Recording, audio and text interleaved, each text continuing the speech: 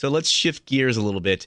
Talk with a guy who a lot of people want to be in Denver this week, but he is not. He is preparing for DC United's next match versus Columbus Crew. He is midfielder Chris Pontius, and he joins Pitch Pass right now. Chris, no pressure or anything, but you got to bring the funny during this portion of Pitch Pass. Is there anything else? I mean, I'm always funny, so I don't even need to try. I'll just sit here and just crack jokes all day. Well, I would have said the same thing about Zuzi because I've talked to him 3 times, and every time I've talked to him, very funny, very personable. This time it was, well, obviously we got to do this, and we're going to have to go out, and there's some pressure going on in Denver right now, Chris. There's some pressure. He might, it was probably like a long day for him. Give the guy some slack. Well, let me ask you the same question I asked him. Did you read the article from Brian Strauss from Sporting News today? I didn't. You didn't? What have you been doing all day? I told you I was coaching. I was coaching the youth. Coaching kids, and I guess practicing and getting ready for your job, I guess? That's what you've been doing? I mean, I was just like looking if I could see any little messages out there, and I found some. How dare you not be on Twitter 24/7, Chris? No, what did I miss?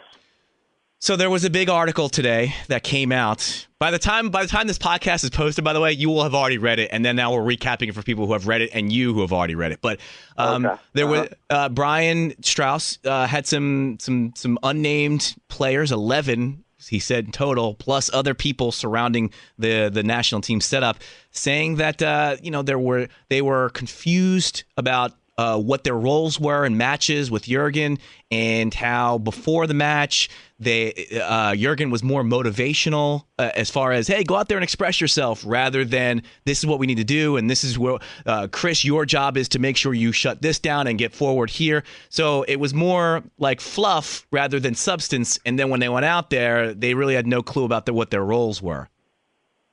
Okay. Yeah. See now, you just Graham Zuzi'd on me.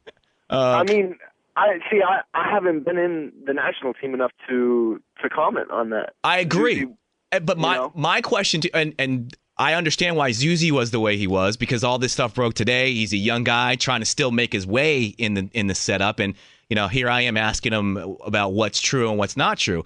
But for someone like you who has been in the locker room and has had a situation where maybe media have inferred or even gotten things right on the nose about what problems are going on in the locker room, what is that locker room atmosphere like when a story like that breaks? To be honest, it can be quite awkward. But I think Jurgen's main thing is to get everyone in order and in shape now, because they have some huge games coming up on Friday, and so I think he needs to get the guys on board. I haven't heard too much of that, so hopefully the guys can get on board with him and everything can turn around on Friday. But yeah, no, I've not necessarily been a part of stuff where things get awkward with the coach, but certain players are angry at other players and comments are made. And it's not a good thing to have in the locker room, so it's something that you need to get straightened out real quick as a team. Benny makes it clear at the beginning of the year that he won't throw any players under the bus. If there's going to be conversations that are going to be had, they're going to happen in his office and not in the media. It's not something that most of the time the media need to know. So Benny makes that very clear in the thing, and I think Benny's been very respectful of players, and I don't think you've seen many players be disrespectful of Benny, because he demands that respect, and not a lot of guys will have a lot of bad things to say about Benny. So Benny makes it clear in the beginning of the season, and everyone knows that going into it that this is the way it is. And I think that's true for a majority of sports teams, not just MLS or soccer teams. And I think that's why the news that people are starting to chafe under the Klinsmann regime is kind of making it such a big deal, because you don't usually hear that coming out of locker rooms. When you're in a situation where, and because one of the points was this isn't how it happened under Bob Bradley, and you've been through changes in coaches, and how hard is it when a new coach comes in and they do things that maybe aren't in your comfort zone? And how much do you put on yourself to go, listen, I have to deal with this? And how much do you put on, well, this isn't the right way to do it? And when do you know when you've hit that line? Well, for me, with the new coaches that have come in, I've always been a younger player. So if I had a problem with anything, I would maybe, go to one of the older guys and see how they felt about it first. Most of the time, as a younger player, it's not your position to go into the coach's locker room and demand changes. That's for some of the older guys that have been around. And if they see the same problem or situation building up, then they'll go have a talk with the coach. So I've never really been, put into that situation where I've, had to have that conversation with a coach. There's certain things that, they're new to you at the time, but every coach is going to have their preference of how they run training, or, things are just different. And it's your job as a player to adapt or to go talk to them about it and get their opinion from it. And so I think that's just the easiest way to handle it. Okay, so save me all of the I'm just working hard and I'm going to do the best I can with United and the chips will fall with it. Save me all that. Did you get a call this week? From Jurgen Klinsmann? I'm on I was on the standby list. I know, but did you get a call? Because the other news, which you may not know at this point, was that they called in Brad Davis today because apparently Breck has been limping around a little bit in Denver, so they wanted to get a little some cover for him. Did you get a call this week? No, I did not. And I'm feeling the disappointment coming through right here. I mean, it's disappointing, but I'm still going to be behind the guys, 100%. So, I mean, the CUS, I'll still be one of their biggest fans on Friday. I'll tell you that much. We talked to Dan Kennedy last week. By the way, you were supposed to be on last week. It turns out you cancel or you postpone. And I kind of said to Dan, I told you this is. I canceled on you. I know this is what this. And I was having dinner with a radio host. See this. Don't bring it up. Don't bring it up right now. It stings. What I was gonna say is I said to Dan, it would have been great to have an all Gaucho episode of Pitch Pass, but Pontius couldn't make it for some reason. And then I find out later you were doing like fundraising and stuff, and now I feel like an ass. It wasn't fun. Well, first of all, don't ask me the morning of. Someone else dropped out, okay? So someone else dropped out, and I was your backup. Yes. Well, listen, that's beside the point. The point is, all of your philanthropic ways are preventing you from being my standby guest on Pitch Pass. No, I got the sympathy invite. I don't like sympathy invites. Well, I bring it up now because I talked to Dan about his situation right now with the national team, and he's kind of feels like, and I don't want to put words in his mouth or your mouth, but he's kind of curious as to what is going on and what he needs to do to make the next step. It's kind of like you're at the point now where you're thinking to yourself, if I'm healthy, I'm expecting a call. Correct? I mean, yeah, I would like to. I've had terrible timing with injuries, and to be honest, this year I need to be playing better. These first 3 games I could be playing a lot better, and I know that myself. So. Mainly, I've just had terrible timing with injuries. Your groin. Yeah. Who is more frustrated with your balky groin? Is it you? Is it United? Is it the national team? Or is it your girlfriend? Who's more frustrated by this bad groin of yours? Trust me, it's me. Okay, it's definitely you? 100%. Okay, so the lady's like, hey, do what you gotta do. I realize you've got a bad groin. We can just watch TV tonight. It's fine. I'm like, can you just go make me some dinner, please? I can't move. Make me feel better. I can't move right now. Too. Huh? So it's definitely you over all of the other 3 people that I mentioned. Yes. But it's getting better. It's getting better every day, and I'm able to play in games, which is the main thing for me. Which leads me to believe that you can't practice fully yet. Is that true? I haven't taken a practice off in a long time, to be honest. Okay, so you're out there. Maybe a couple weeks. Yeah, I'm out there. Practicing every day. And what percent would you put your groin or your injuries right now? I would say I'm pretty close to 100%. With my groin, it can nag me at times, but it's not stopping me from doing anything. So I would say I'm 95% because I do feel it during certain plays, and I would say more than anything, it's it's one of those mental things where it's there. Yeah. And you question yourself. Like, I question myself sometimes when I'm shooting very hard because I know that's how I pulled it. So you're not. And so it's more like a fear thing, if anything. It's not a natural. You said it. You're not thinking. It's not like something where I'm doing this and whatever. It's I'm going to do this. Yeah. But wait a second. Is it going to tug or is it going to pull? Right. So that's where you're at. It is a tiny bit in the back of my mind, and I had to get over that with my broken leg as well. And to be honest, the biggest thing, I think, if I go out there and score a couple goals, I think it'll be in the back of my mind. It's one of those, I wouldn't, not confidence, but it is there. Mentally, it is in the back of your mind at times. You brought it up, and so I'll ask you a follow-up on it, and that is your form through the first 3 matches. I don't want to say you've sucked, because you definitely haven't sucked. It's just we haven't seen any of those moments where we go, oh, man, he's taking the game by the scruff of the neck. Where would you assess your play right about now? I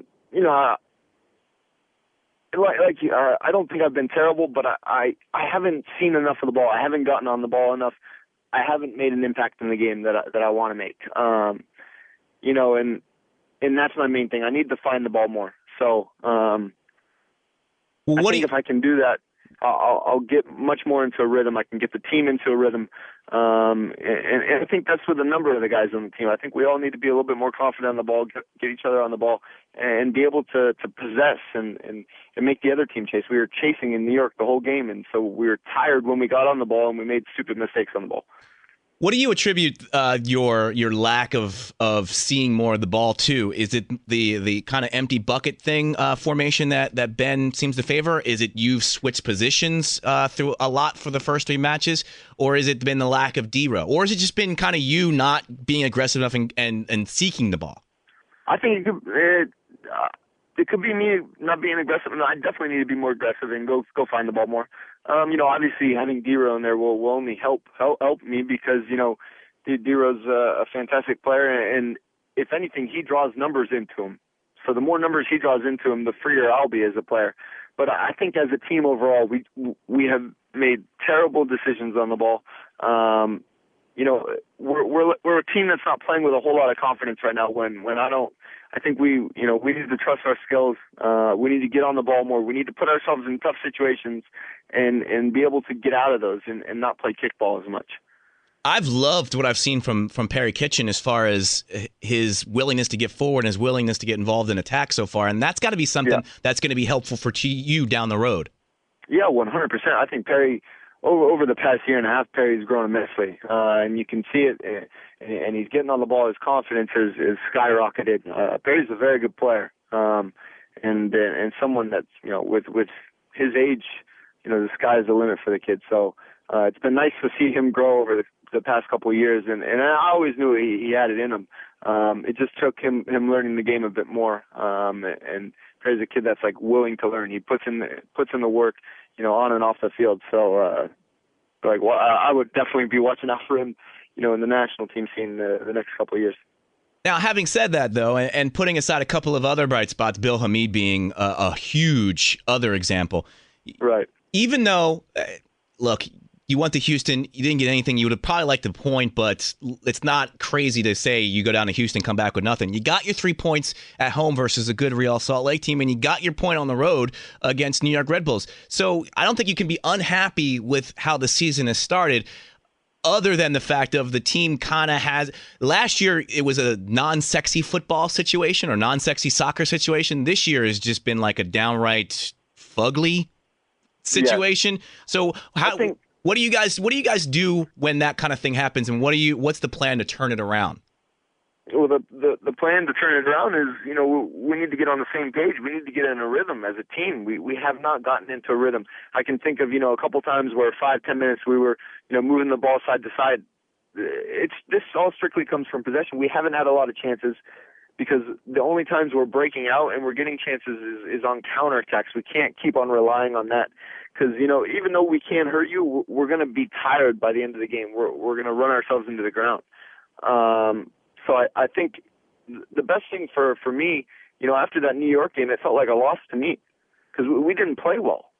I don't know how we escaped. I mean, I know how we escaped. Our defense was pretty good, and Bill made some phenomenal saves. I know how we escaped with a point, but realistically, we shouldn't have. And I think that the whole team felt like that. So it was nice to see that.